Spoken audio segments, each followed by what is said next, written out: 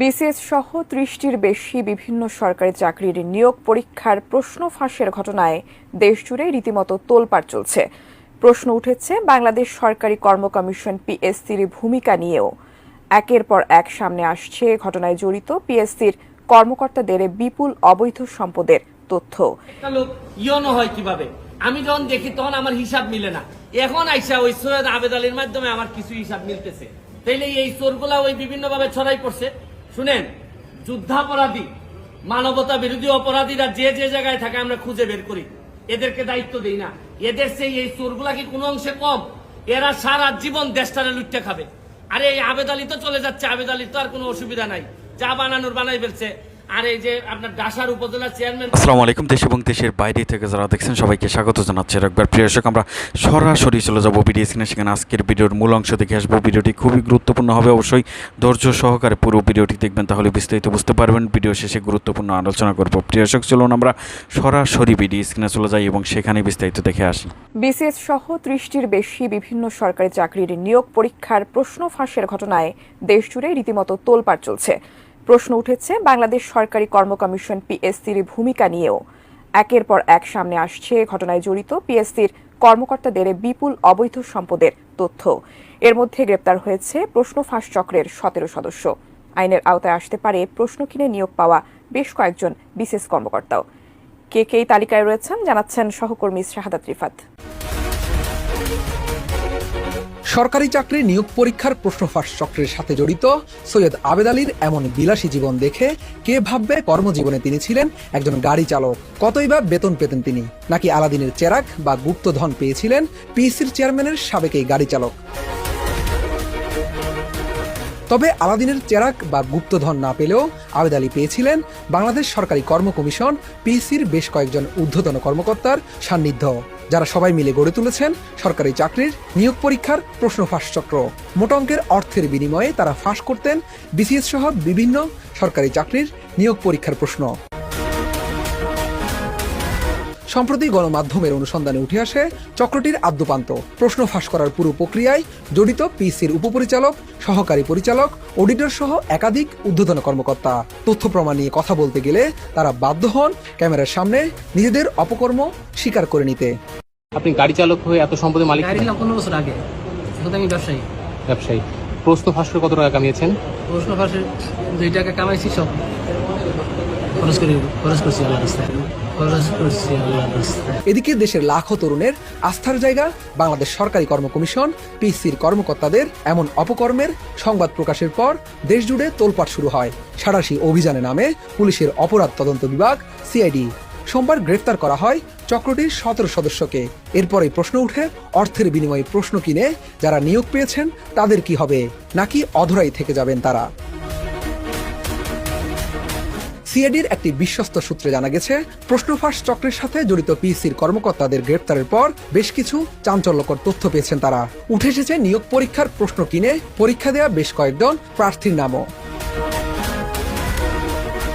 এছাড়া তদন্ত সংশ্লিষ্ট সিআইডির ঊর্ধ্বতন এক কর্মকর্তা জানান, প্রশ্ন ফাঁসে পিএসসির কর্মকর্তারা হলেন মূল খেলোয়াড়। উপপরিচালক জাহাঙ্গীর ও জাফর এবং সহকারী পরিচালক আলমগীর প্রশ্ন ফাঁস করতেন। অফিস সহকারী সাজেদুল ডেসপাস রাইটার খলিলের মাধ্যমে প্রার্থী সংগ্রহ করে ফাঁস করা প্রশ্ন সরবরাহ করতেন। পরে ভাড়া বাসায় ডেকে প্রার্থীদের তা পড়ানো হতো। গাড়ি চালক সৈয়দ আবেদ আলী লেনদেন ও প্রশ্ন ফাঁসের বুথ পরিচালনা করতেন। সিআইডির ওই ঊর্ধ্বতন কর্মকর্তা আরো বলেন, তারা এখন পর্যন্ত তদন্তে আরো অনেকের নাম পেয়েছেন। হাই প্রোফাইল কিছু নামও এসেছে, যেসব তথ্য যাচাই বাছাই করা হচ্ছে। তদন্তে প্রাপ্ত তথ্য এবং আসামিদের দেয়া তথ্যের ভিত্তিতে অন্য জড়িতদের গ্রেপ্তারে অভিযান অব্যাহত রয়েছে বলে জানান এই কর্মকর্তা। অন্যদিকে বাংলাদেশ সরকারি কর্ম কমিশন পিএসসির চেয়ারম্যান বলছেন, সদ্য শেষ হওয়া রেলপথ মন্ত্রণালয়ের নিয়োগ পরীক্ষার প্রশ্ন ফাঁসের বিষয়টি প্রমাণিত হলে সেটি বাতিল করা হবে। তবে বিসিএস সহ পূর্বের পরীক্ষাগুলো নিয়ে পরবর্তীতে সিদ্ধান্ত নেবেন তারা। লাস্ট যে পরীক্ষা 5 তারিখের, তো সেই পরীক্ষা যদি ফাঁস হয় অবশ্যই বাতিল হবে। কোনো অপরাধ যদি প্রমাণ হয় এবং সেটি যদি পিএসসির এখতিয়ারভুক্ত হয়, তাহলে আইনে যা ব্যবস্থা নেওয়ার বিধান রয়েছে তার সর্বোচ্চ ব্যবস্থা পিএসসি নিতে পারে। এর আগে গ্রেপ্তার হওয়া 17 আসামিকে মঙ্গলবার দুপুরে আদালতে সোপর্দ করা হয়। এর মধ্যে 7 জন দোষ স্বীকার করে 164 ধারায় স্বীকারোক্তিমূলক জবানবন্দি দিয়েছেন। সিআইডি ইতিমধ্যে 17 জন আসামিকে গ্রেপ্তার করেছেন এবং তার ভিতরে 7 জন আসামি বিজ্ঞ আদালতের বিভিন্ন আদালতে, সিএমএম আদালতের বিভিন্ন আদালতে তারা আজকের তাদের দোষ স্বীকার করে স্বীকারোক্তিমূলক জবানবন্দি এখন প্রদান করে যাচ্ছে। শাহাদাত রিফাত, এটিএন নিউজ। এই প্রশ্নপত্র ফাঁসের মধ্য দিয়া এই চোরগুলা যারা প্রশাসনের বিভিন্ন জায়গায় বিসিএস কর্মকর্তা বা বিভিন্ন হিসাবে বসে আছে, তাদেরকে ত্বরিত তাদের নাম সবার সামনে নিয়ে আসতে হবে। সবচেয়ে বড় চোর দুর্নীতিবাজ কোটাটা হচ্ছে গিয়ে বাংলাদেশের বড় কোটা। এই কোটার বিরুদ্ধে আন্দোলন করলে সব জিনিস সুবিধা আমরা পাইতাম। কিন্তু এখানে যে কারণে আপনাদের সামনে এসে দাঁড়িয়েছি, আপনারা অনেকেই দেখেছেন কয়েকটা ইস্যু খুবই আলোচিত বাংলাদেশে এখন চলতেছে। এর মধ্যে একটা বড় ইস্যু হচ্ছে গিয়ে যে প্রশ্নপত্র ফাঁসের সাথে পিএসসির দেখা যাচ্ছে যে উপসহকারী সহ এবং পিএসসির চেয়ারম্যানের গাড়ির ড্রাইভার সৈয়দ আবেদ আলী, তারা ধরা পড়েছেন। সৈয়দ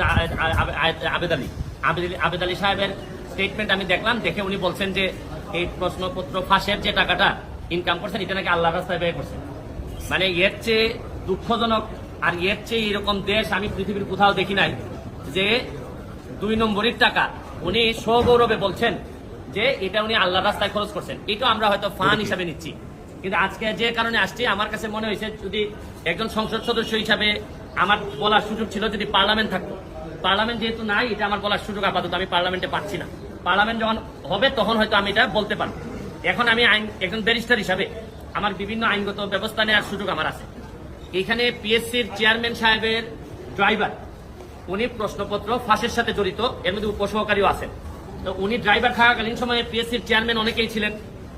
এখন প্রশ্ন হচ্ছে গিয়ে যে পিএসসির চেয়ারম্যানরা যারা যারা ছিলেন তারা এই দায় এড়াইতে পারেন কিনা, তারা এটার সাথে যুক্ত ছিলেন কিনা।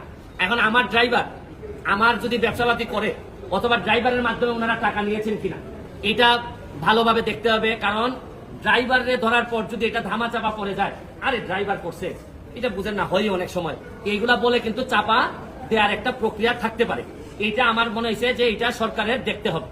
সেকেন্ড হচ্ছে কি, যে কারণে আমি মেইনলি আমার কাছে মনে হয়েছে যে এই প্রশ্নপত্র ফাঁসের কারণে সেই 33তম বিসিএস থেকে 33তম বিসিএস থেকে 46 পর্যন্ত এই পর্যন্ত উনার মাধ্যমে অনেকেই সরকারি চাকরি পেয়েছেন, বিসিএস কর্মকর্তা হয়েছে এই প্রশ্নপত্র ফাঁস করার মধ্য দিয়ে।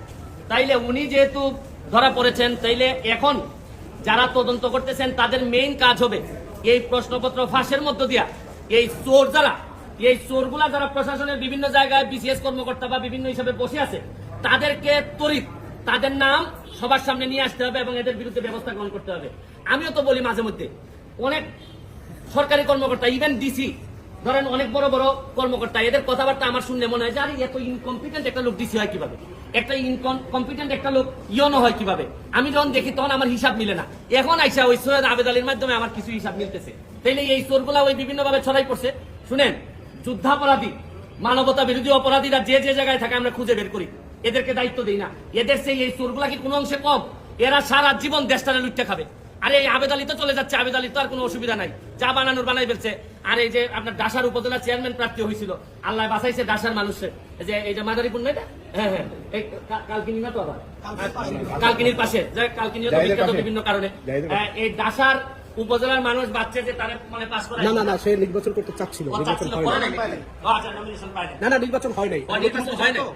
তার কাছে যে মেকানিজম ছিল তাতে আল্লাহ মাহবুব জানে হয়তো নির্বাচন হলে পাশও করে যেত। তাই এখন হচ্ছে কি আমার মেইন নাইলে যদি এর ভিতরে আমি ব্যবস্থা না দেখি আমি হাইকোর্টের শরণাপন্ন হব। কারণ আমাদের তো জায়গা হচ্ছে কি হাইকোর্ট। যদি এই ব্যাপারে ব্যবস্থা গ্রহণ না করা হয়, কার আমলে এই ড্রাইভার সাহেব ছিলেন, পিএসসির চেয়ারম্যান, তাদের এইটার দায়িত্ব আছে কিনা, তারা এটার সাথে জড়িত কিনা। এরপরে হচ্ছে গিয়ে এই প্রশ্নপত্র ফাঁসের ঘটনায় কারা কারা অবৈধ সন্তান হিসেবে প্রশাসনে জন্মগ্রহণ করছেন এবং জন্মগ্রহণ করে এখন বিভিন্নভাবে দলীয় তকমা লাগাইয়া ভালো ভালো অবস্থানে আছেন, এটা আনতে হবে। শুনেন, কোটার জন্য আন্দোলন করে ছাত্ররা, সারা বাংলাদেশের মানুষ কোটার জন্য আন্দোলন করতেছে, কিন্তু এরা কি জানে যে সবচেয়ে বড় কোটা তো হচ্ছে গিয়ে চোর কোটা, এই প্রশ্নপত্র ফাঁসের কোটা। এরা ধরেন অন্যান্য কোটা, মুক্তিযোদ্ধা কোটা, এগুলা নিয়ে আন্দোলন করতেছে, এগুলা নিয়ে আমি বলবো না, এটা আলাদা হিসাব। কিন্তু জানে না, এরা যদি জানতো যে সবচেয়ে বড় চোর দুর্নীতিবাজ কোটাটা হচ্ছে গিয়ে বাংলাদেশের বড় কোটা, এই কোটার বিরুদ্ধে আন্দোলন করলে সব জিনিস সুবিধা আমরা পাইতাম। কিন্তু এটা আমি পরে হয়তো আরেকদিন বলবো। তবে এখন আমার বক্তব্য হচ্ছে স্পষ্ট, এদের বিরুদ্ধে কারা কারা প্রশাসনে আছেন তাদেরকে বের করে তাদেরকে আইনের আওতায় নিয়ে আসা হবে, নাইলে এই দায় সারা জীবন বাংলাদেশের বয়ে বেড়াতে হবে। আমি একজন এমপি হিসাবে, একজন ব্যারিস্টার হিসাবে আমি মনে করি এটা জাতির সামনে নিয়ে আসা আমার দায়িত্ব। আপনাদের মাধ্যমে আমি এটা ছড়াই দিতে চাই এবং আমি দেখতে চাই যে কি ব্যবস্থা গ্রহণ করছেন। নাইলে আমি মাননীয় প্রধানমন্ত্রীর কাছে প্রয়োজনে যাব, মাননীয় চিফ জাস্টিসের কাছে যাব, কারণ এইভাবে একটা দেশ চলতে পারে না। চেয়ারম্যানরা জড়িত ছিল কিনা এগুলো ওনারা নিজেরা কিভাবে করলো, প্রশ্ন যাতে পরবর্তীতে আউট না হয় এগুলা নিয়ে তদন্ত হোক। পিএসসি কিভাবে নিজে প্রোটেক্টেড হবে এটার জন্য তদন্ত কমিটি করে তারা তাদের প্রোটেকশন বাড়ায়। কিন্তু এর আগে কারা কারা চোর ছিল, দুর্নীতিবাদ ছিল, বাটপার ছিল, এগুলো বেরোয় আসা জরুরি সবচেয়ে বেশি। Thank you. পিএসসি কমিটি, এই যে বাংলাদেশের কমিটিটা আমি ভয় পাই আরো বেশি। কমিটি আশা করি পুরো ভিডিওটি দেখেছেন এবং বুঝতে পেরেছেন যে এই যে ব্যারিস্টার সাইদুল হক সুমন, তিনি সবসময় অন্যায়ের বিরুদ্ধে কথা বলে, দুর্নীতির বিরুদ্ধে কথা বলে। হঠাৎ করে এই যে বিসিএস ক্যাডার পরীক্ষার যে প্রশ্নপত্র ফাঁস, এই প্রশ্নপত্র ফাঁস নিয়ে কিন্তু অনেক আলোচনা সমালোচনা চলছে। অবশেষে যিনি এর মূল হোতা, যিনি আসলে প্রশ্নপত্রগুলো ফাঁস করে বিসিএস ক্যাডারের কাছে চড়া মূল্যে, যারা বিসিএস ক্যাডার পরীক্ষা দেবে তাদের কাছে চড়া মূল্যে বিক্রি করতো, তাকে কিন্তু গ্রেপ্তার করা হয়েছে। এবং তার মুখ থেকে শুনেছিলেন যে তিনি বলেছিলেন যে প্রশ্নপত্রের যত টাকা হয় সেই টাকাগুলো তিনি আল্লাহর রাস্তায় দান করেন। আসলে একটু দুর্নীতিবাজ বা একজন অপরাধের মুখে এই ধরনের কথা কখনোই মানায় না এবং সেই তাকে কিন্তু গ্রেপ্তার করা হয়েছে এবং বাংলাদেশের মানুষ চাচ্ছে তাকে উপযুক্ত শাস্তি যেন দেওয়া হয়। সেই সাথে যারা এই অপকর্মের সাথে জড়িত রয়েছিল, অর্থাৎ যারা প্রশ্নপত্রগুলো কিনেছিল টাকা দিয়ে, তাদেরকে কিন্তু কঠিনভাবে সিরিয়াল করা হচ্ছে যে কাদের কাদের তিনি এই প্রশ্নপত্রগুলো দিয়েছিল এবং কারা এই প্রশ্নপত্র নিয়ে বিশেষ ক্যাডার পরীক্ষায় উত্তীর্ণ হয়েছে এবং বিভিন্ন সরকারি ভাবে তারা জব করছে এবং বিভিন্ন প্রতিষ্ঠান, সরকারি বিভিন্ন প্রতিষ্ঠান রয়েছে, তাদের আসলে কতটুকু মেধা দিয়ে তারা এই কাজগুলো করছে। আসলে যারা প্রশ্নপত্র কিনে বা চুরি করে কিনে তারা পরীক্ষা দেয়, তারা আসলে নিজের মেধাই কখনো উত্তীর্ণ হয়নি এবং যারা ভালো মেধাবী তারাই কিন্তু এখানে চান্স পায়নি। দর্শক, এই বিষয়গুলো নিয়ে অবশ্যই আপনাদের মূল্যবান মতামত কমেন্টে জানাবেন। সবাই ভালো থাকবেন, সুস্থ থাকবেন। আজকের ভিডিওটি এখানে শেষ করছি। আসসালামু আলাইকুম।